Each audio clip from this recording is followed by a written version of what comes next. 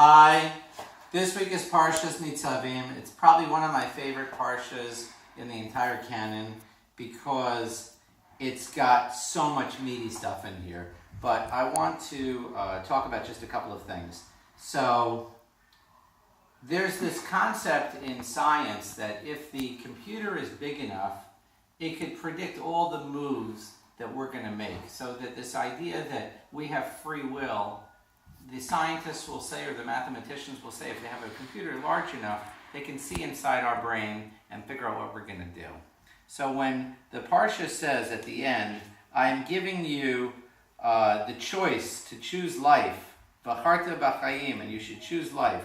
I place life and death before you. It's a much more profound statement than you realize because it actually goes to the heart of what it means about free will, that there is no computer big enough to predict what we're going to do. The choices that we make are actually in our control. No matter what you want to say about culture or predestination, destiny, we make choices. And here's where in the Parsha it makes such a big deal. It says this concept, Ki b'shrirut libi elech, where a person is going to bless themselves in their heart, and they're going to have this idea and say, Shrirut libam, that the passions of the heart are going to guide me, and leman sefot harava et hatzma'a, and peace will be with me shalom yeh, that peace will be with me if I follow my passions and go against the Torah.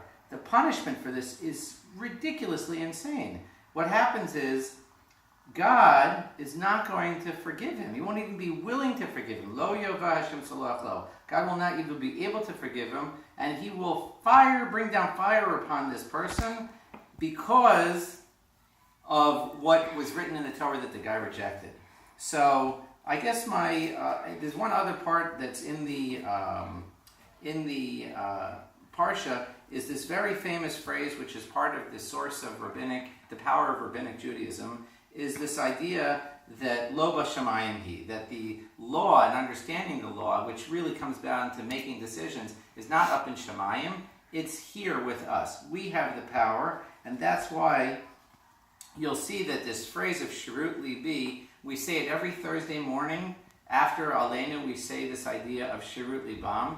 We have in Parshat Tzav in the Haftorah, when the prophet is screaming at the Israelites, he's saying, I know you're not going to listen to me, ki shrirut libi hara, because you're going to follow these passions that point you in the direction of evil. So now that we're in the time of Elul, Rosh Hashana is around the corner, if you read this Parsha, you see shav, shav, shav, that God keeps giving you pathways to return to him, and the pathways are all designed to help you to make the right choices. And if we follow these pathways and know that they're being opened up before us, what happens is you will have orech yomecha lashevet al dama, you'll have a long life, and you live on the land that God swore to your fathers of Abraham, Yitzchak, and Yaakov. So let's draw upon their power and reinforce our ability to make the choices that God wants us to make. Have a good Shabbat.